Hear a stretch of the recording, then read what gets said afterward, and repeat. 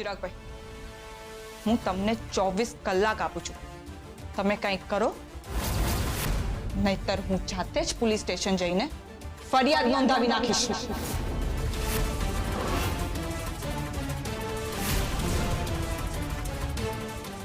પરી મારી વાત પરીને સમજાવવી મુશ્કેલ છે અને કોઈને ખબર ન પડી જાય એનું પણ ધ્યાન રાખવું પડશે. પણ એની પહેલા પરીને કંટ્રોલમાં લેવી પડશે. એના લીધે જો બધાને ખબર પડી જશે કે મમ્મી ક્યાં છે ને મેં જેને ત્યાં મોકલી છે તો મુશ્કેલ આવી જશે.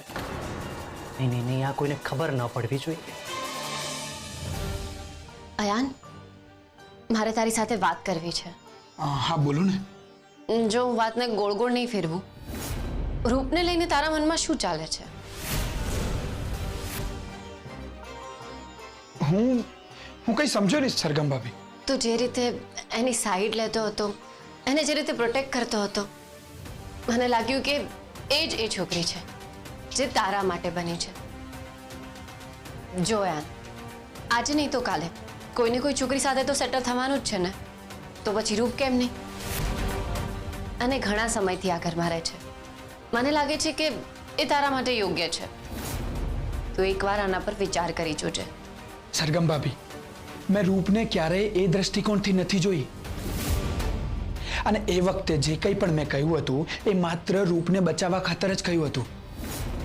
એની સેલ્ફ રિસ્પેક્ટ પર કોઈ દાગ ના લાગે, અને બસ એટલા માટે જ મેં આ બધું કર્યું હતું.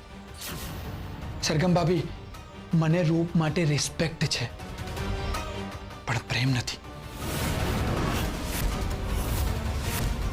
હું જાણું છું, અને તે આ બધું કહ્યું એટલા માટે હું નથી કરી, પણ મને પર્સનલી પણ એવું લાગે છે કે રૂપ તારા માટે પરફેક્ટ છે. એટલે તું એકવાર વિચાર કરી જોજે.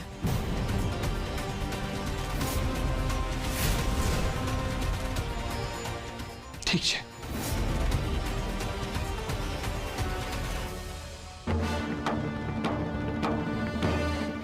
હું શું સાંભળું છું સરગમ? તું મારા દીકરાના લગ્ન આ છોકરી સાથે કરાવવા માંગે છે? એ સારી છોકરી છે. એ હશે જ, પણ અયાને કહ્યું હતું ને કે એણે આ બધું એટલા માટે કર્યું કે કોઈ રૂપ ઉપર આંગળી ન ચીંધે.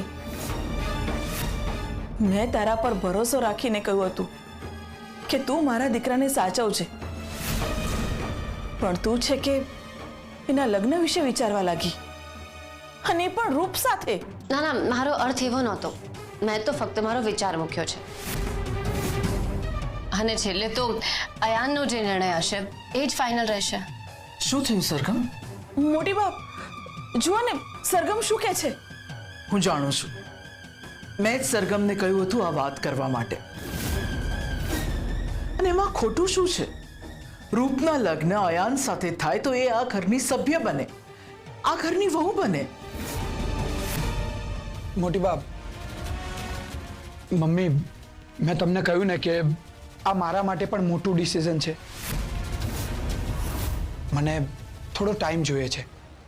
હું વિચારીને કહીશ. ઠીક છે.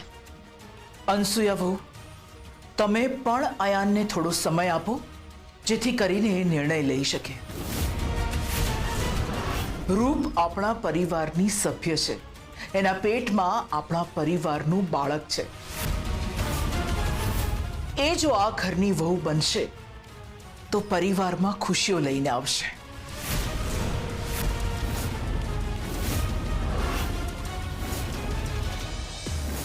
રૂપ, હવે તું આ લગ્ન માટે રાજી છે ને?